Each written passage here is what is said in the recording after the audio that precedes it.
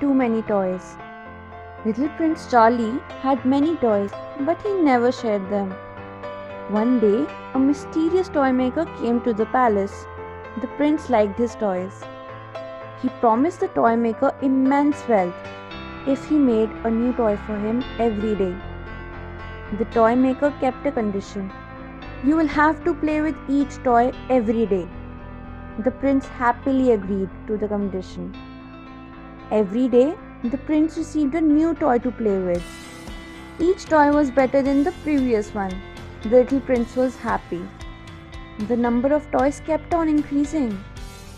The little prince could hardly sleep as he had to play with each toy. After a few weeks, the prince played with the toys even while talking, eating, and bathing. Still, the toys were angry as the time spent with each was decreasing. One morning, the prince saw some kids playing with stones.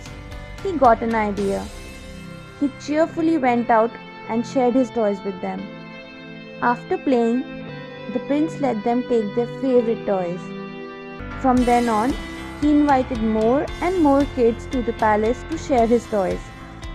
The palace garden became the best playroom of the kingdom.